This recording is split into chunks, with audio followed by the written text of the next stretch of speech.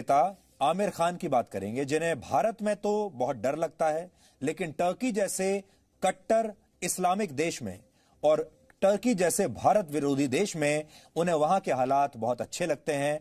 वहां उन्हें बड़ी गर्व की अनुभूति होती है। उन्हें टर्की के राष्ट्रपति की पत्नी से मुलाकात की है और अपनी नई फिल्म पर उनके साथ चर्चा भी की है, और यही मुलाकात अब विवादों में आ गई है। इस मुलाकात के बाद उनकी काफी आलोचना हो रही है। आमिर खान देश के बड़े कलाकार हैं और आप सब लोग आमिर खान की फिल्में अपनी गाड़ी कमाई का पैसा खर्च करके देखने के लिए जाते हैं थिएटर्स में या घर में। आप सब लोगों ने, यानी भारत के लोगों ने, आमिर खान को इतना बड़ा स्टार बनाया है कि आज टर्की के राष्ट्रपति उन्हें अपने घर इनवाइट करते हैं। यह सब इस देश के लोगों की वजह से है। टर्की के राष्ट्रपति और उनकी पत्नी अगर उन्हें अपने घर पर बुलाते हैं चाय पीने के लिए, उनके साथ बातें करते हैं, उन्हें बहुत बड़ा सम्मान देते हैं, कलाकार मानते हैं उन्हें बहुत बड़ा, ये क्यों है? ये इसलिए है क्योंकि सबसे पहले यह सम्मान आमिर खान को इस देश के लोगों ने, उनके अपने देश यानी भारत के लोगों ने उन्हें इतना सम्मान दिया है, उन्हें इतना बड़ा कलाकार बनाया है कि आज वो इस काबिल हो पाए कि टर्की के राष्ट्रपति के घर में उनकी एंट्री हो सके।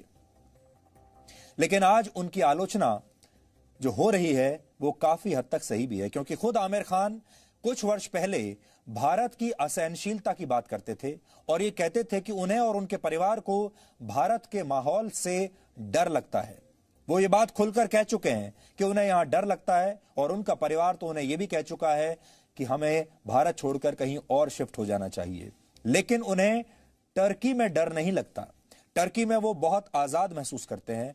टर्की जैसे देश की असहनशीलता और उसका भारत विरोधी रवैया आमिर खान जैसे अभिनेताओं को नजर नहीं आया, और हम ये मान नहीं सकते कि आमिर खान को इसके बारे में पता नहीं होगा। आमिर खान काफी पढ़ाई लिखाई करते हैं, आमिर खान न्यूज में बहुत दिलचस्पी रखते हैं। मैं आमिर खान को जानता हूं और इसलिए आपको बता सकता हूं कि आमिर खान की जो नजर है वो सिर्फ भारत नहीं, दुनिया में हर जगह कहां क्या हो रहा है, हर चीज पर उनकी नजर रहती है और हर चीज पर उनकी अपनी एक राय भी रहती है।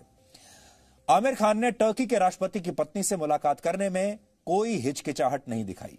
वैसे तो कोई भी सेलिब्रिटी, कोई भी कलाकार, एक्टर किसी से भी मिल सकता है, इसकी पूरी छूट है, और आमिर खान जैसे अभिनेता किसी के हिसाब से चलने के लिए बाध्य भी नहीं है। हम ये नहीं कह रहे कि वो अपनी कोई भी मुलाकात से पहले हमसे पूछेंगे या किसी की इजाजत लेंगे, इसकी कोई जरूरत नहीं है। लेकिन उन्हें यह भी देखना होगा कि सार्वजनिक जीवन में कहीं उनके दोहरे मापदंड दुनिया को साफ साफ दिखाई तो नहीं दे रहे हैं, क्योंकि यही आमिर खान कहते थे कि भारत बहुत असहनशील हो गया है, और यही आमिर खान अब टर्की जैसे देश की असहनशीलता को पूरी तरह भुलाकर वहां के राष्ट्रपति की पत्नी के साथ मुलाकात कर रहे हैं, चाय पी रहे हैं। जबकि यह दुनिया जानती है कि कैसे टर्की में वहां के राष्ट्रपति रेचेप तैयप अर्दोआन की तानाशाही खुलकर चल रही है, और जिस तानाशाही ने टर्की को एक सेक्युलर देश से कट्टर इस्लामिक और असहनशील देश बना दिया है।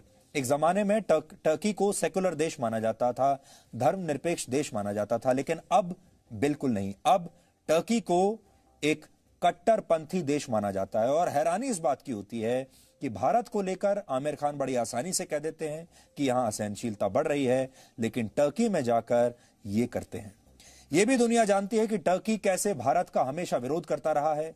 कश्मीर पर विरोध किया है टर्की ने हमेशा भारत का, और हमेशा पाकिस्तान का समर्थन किया है।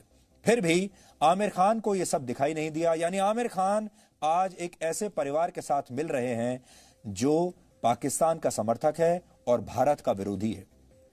उनके लिए अपने कथित सिद्धांतों और अपने देश से बढ़कर अपनी नई फिल्म और इस फिल्म की टर्की में हो रही शूटिंग है, ऐसा लगता है। इसलिए वो टर्की के राष्ट्रपति के परिवार से मुलाकात करके उन्हें शायद एक तरह से खुश करने में लगे हुए हैं, क्योंकि उनकी फिल्म की शूटिंग वहां पर चल रही है और टर्की ने, हो सकता है, उनके लिए बहुत सारी सुविधाएं भी उपलब्ध कराई होंगी। इसलिए अब भारत के लोग ये सवाल उठा रहे हैं और ये पूछ रहे हैं कि अब आमिर खान को असहनशीलता याद क्यों नहीं आ रही।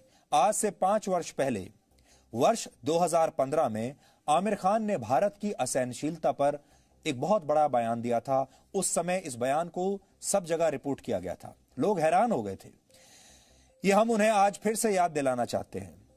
तब उन्होंने यहां तक कह दिया था कि भारत के माहौल में उनका परिवार देश छोड़कर जाने के बारे में भी विचार कर रहा था। 2015 में एक पुरस्कार समारोह था। वहां आमिर खान ने क्या कहा था, पहले आपको यह सुनना चाहिए। Creative fraternity was protesting because of the growing discomfort that they felt, or the growing atmosphere of intolerance that they felt around them, a growing sense of insecurity and disappointment with that. And as a result, that was their way of showing that they are not happy with the situation. As an individual myself, as a part of this country, as a citizen, we read in the papers what's happening, we see on news what's happening, and certainly I've also been alarmed. I can't deny that I have been alarmed by a number of incidents. And it's for any society, it's very important to have a sense of security. So do I agree with that? I also feel that there is a sense of insecurity, there is a sense of fear, there is a sense of... More than there was... Earlier? Yeah, I think in the last... maybe 6 months, 8 months, there has been a growing sense of despondency, I would say. I mean, when I sit at home and talk to Kiran, Kiran and I have lived all our lives in India. For the first time, Kiran says, should we move out of India? Now, that's a disastrous and very big statement for Kiran to make to me. She fears for her child, she fears for, what the atmosphere around us will be. She feels scared to open the newspapers every day. So that does indicate that there is a sense of growing disquiet. It's a sense of growing despondency. Apart from alarm, there's one part of it is alarm. There's another part you feel depressed. You feel low. You feel, why is this happening? So that sense does exist in me, to be quite honest. Yeah. तो आमिर खान अंग्रेजी में बात कर रहे हैं और कह रहे हैं कि जब वो कहते हैं you feel depressed, you feel low, यानी वो डिप्रेस्ड फील करते हैं, वो लो फील करते हैं जब वो भारत में रहते हैं। उन्होंने अपनी पत्नी के बारे में कहा कि उनकी पत्नी किरण, वो अपने बच्चे को और अपने बच्चे की सुरक्षा को लेकर डर रही हैं, और उनकी पत्नी ने पहली बार उनसे ये कहा कि क्या हमें भारत छोड़कर चले जाना चाहिए, क्योंकि आमिर खान और उनकी पत्नी को ये लगता है कि जब वो सुबह सुबह अखबार खोलकर पढ़ते हैं तो उन्हें डर लगता है।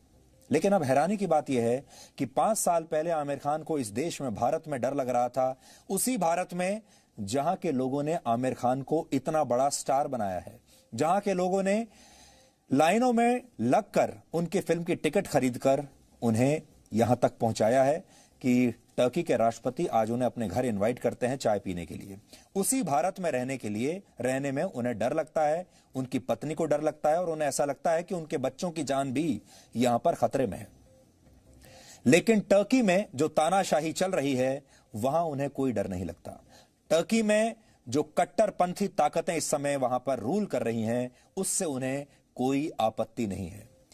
इसलिए इस विरोधाभास के बीच हमें वर्ष 2015 का यह किस्सा आज याद आ गया, जो इस समय हम आपको दिखा रहे थे। 5 वर्ष पहले उन्होंने पत्रकारिता के लिए दिए जाने वाले रामनाथ गोयनका अवार्ड के इस फंक्शन में हिस्सा लिया था। तब इस रामनाथ गोयनका अवार्ड फंक्शन में मुझे भी यह पुरस्कार मिला था, इसलिए मैं वहां मौजूद था। मैं वहां अपना पुरस्कार लेने के लिए गया था। उस कार्यक्रम में आमिर खान का एक इंटरव्यू चल रहा था और आमिर खान से इस बारे में सवाल पूछे जा रहे थे। आमिर खान ने स्टेज पर बैठकर भारत के असहनशील होने की बात खुलकर कही। मैं भी वहीं बैठा हुआ था क्योंकि थोड़ी देर पहले मुझे यह पुरस्कार मिला था, और आमिर खान ये सारी बातें कहते चले जा रहे थे। काफी देर तक मैं चुप रहा और मैं सुनता रहा। सबसे बड़ी बात यह है कि जब वो सब कह रहे थे, उस हॉल में जितने भी लोग बैठे थे, किसी ने भी आमिर खान के इस बयान का विरोध नहीं किया, बल्कि ज्यादातर लोग ऐसे थे जिन्होंने तालियां बजाई। बहुत सारे लोग ऐसे थे जिन्होंने यह कहा कि आमिर खान ने कितनी ईमानदारी से और कितने बहादुरी के साथ अपने ये विचार उस मंच पर लोगों के सामने रखे हैं। इसलिए लोगों ने उनकी बहादुरी की तारीफ की, उनकी ईमानदारी की तारीफ की और तालियां बजाई। लेकिन कुछ देर के बाद मुझसे रहा नहीं गया और मैंने फिर उनसे सवाल पूछा, और मैंने उनसे यह कहा कि आप 2 अलग अलग घटनाओं पर अपनी सुविधा के हिसाब से प्रतिक्रिया क्यों दे रहे हैं। यह वो समय था जब आपको याद होगा उत्तर प्रदेश के दादरी में अखलाक नाम के एक व्यक्ति की हत्या कर दी गई थी, और उसके बाद अवार्ड वापसी गैंग बहुत सक्रिय हो गया था और पूरे देश को असहनशील बताया जा रहा था। और दूसरी तरफ जब उसी समय जम्मू कश्मीर में सेना के जवान शहीद हो रहे थे, क्योंकि बॉर्डर के पार से एलओसी के पार से पाकिस्तानी आतंकवादी हमारे देश में घुस रहे थे, उस पर कोई बात नहीं कर रहा था। जब आतंकवादी हमारे देश में घुसकर लोगों को मार रहे हैं, यहां तक कि आतंकवादी मुंबई में भी पहुंच गए थे, वहां भी उन्होंने लोगों को मारा, लेकिन तब आमिर खान को डर नहीं लगा था। और मैंने आमिर खान से यही पूछा कि आखिर इस तरह के दोहरे मापदंड वो क्यों अपना रहे हैं। हमने हाल में 2 बड़े इंसिडेंट्स देखे, एक दादरी और एक जम्मू कश्मीर में हाल ही में कर्नल संतोष महादिक, वो शहीद हुए थे। कर्नल संतोष महादिक को एक आतंकवादी ने मारा अभी पिछले हफ्ते, और दादरी का जो घटना थी वो हम सब जानते ही हैं। Both are act of violence. उसके बाद भी जिस तरीके से देश रिएक्ट करता है, पॉलिटिकल सिस्टम रिएक्ट करता है, हमारा सिस्टम रिएक्ट करता है, वो अलग अलग क्यों है? अगर असहनशीलता की बात करनी है तो दादरी में हम देखते हैं असहनशीलता पर बहस छिड़ जाती है और लोग अपने अवार्ड्स वापस करते हैं। लेकिन एक और जो आर्मी का अफसर है, कर्नल है, जब वो मारा जाता है तो बहुत सारे पॉलिटिशियंस यहाँ बैठे हैं, दादरी में तकरीबन सभी लोग पहुंचे थे, लेकिन कर्नल महादिक के घर पर सातारा में सिर्फ एक रक्षा मंत्री पहुंचे थे, बाकी कोई नहीं पहुंचा। So why do we have this double standard?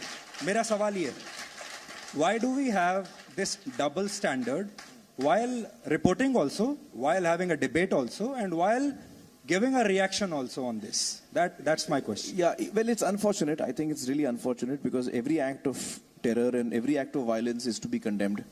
And every act of terror and violence is to be condemned with the same ferocity. Unfortunately, as human beings, a lot of us do have double standards.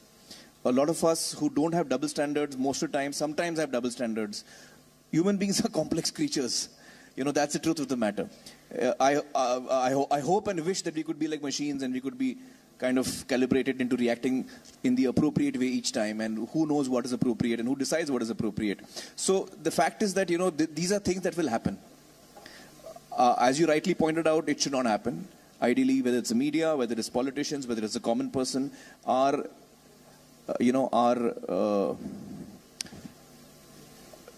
reaction to violence should be identical, whether it's one community doing it or another community doing it in any way. And by and large, it is. I think by and large, most people are against violence of any kind, no matter who is behind it. I think by and large, that is the case. Yeah. Aamir Khan का हम भी बहुत सम्मान करते हैं, उनकी acting पूरे देश को अच्छी लगती है, वो अच्छी फिल्में बनाते हैं, लेकिन अपने ही देश में आमिर खान को तब डर लगता था जो देश सच्चे अर्थ में धर्मनिरपेक्ष है, लोकतांत्रिक देश है, जहां कलाकार को किसी जाति या धर्म के चश्मे से नहीं देखा जाता, जहां हिंदू बहुसंख्यक समाज में भी एक मुस्लिम होने की वजह से किसी कलाकार के काम, उसकी निजी जिंदगी और उसके करियर में आगे बढ़ने की संभावनाओं पर कोई असर नहीं पड़ता।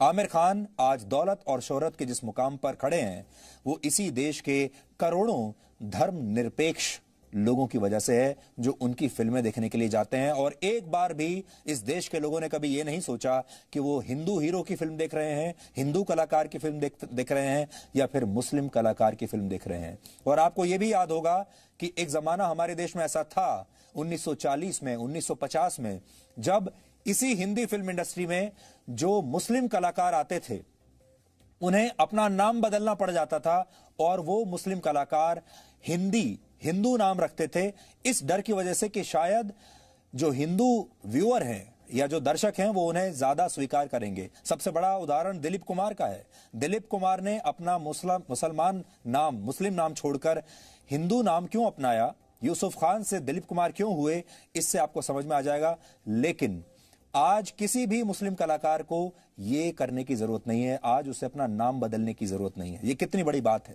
फिर भी आमिर खान के लिए भारत नहीं, वो टर्की ही सहनशील है, जहां मुस्लिम कट्टरपंथ को बढ़ावा दे रहे राष्ट्रपति अर्दोआन की दुनिया भर में आलोचना हो रही है। और इसका सबसे बड़ा उदाहरण हाया सोफिया है।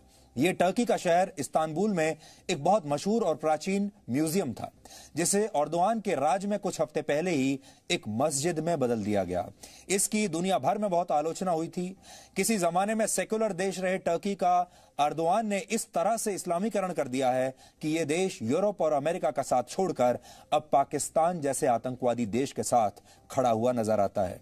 एर्दोगान दुनिया भर के मुसलमानों को एकजुट करने की बात करके एक नया राज स्थापित करना चाहते हैं और खुद को मुस्लिम दुनिया का सबसे बड़ा नेता साबित करना चाहते हैं। और आमिर खान उनके घर जाकर उनकी पत्नी के साथ मुलाकात करते हैं। इसलिए आमिर खान से यह सवाल है कि वो टर्की जैसे कट्टर इस्लामिक देश के प्रति अपनी पसंद जाहिर करके भारत में अपने करोड़ों फैंस को आखिर क्या संदेश देना चाहते हैं, क्योंकि इससे एक बात साफ तौर पर दिख रही है कि हमारे यहां इस तरह के कलाकारों को भारत तो धर्मनिरपेक्ष चाहिए। वो चाहते हैं कि भारत देश जो है समाज बिल्कुल धर्मनिरपेक्ष रहे, लेकिन ऐसे कलाकारों को टर्की जैसे देशों की कट्टर इस्लामिक छवि अच्छी लगती है, उससे उन्हें कोई आपत्ति नहीं। लोग अब यह भी सवाल कर रहे हैं कि आमिर खान जैसे अभिनेता इजराइल के नेताओं का बॉयकॉट करते हैं, लेकिन टर्की जैसे इस्लामिक देश के राष्ट्रपति की पत्नी से मिलने में उन्हें कोई परेशानी नहीं। आपको याद होगा वर्ष 2018 में जब इजराइल के प्रधानमंत्री बेंजामिन नेतन्याहू भारत के दौरे पर आए थे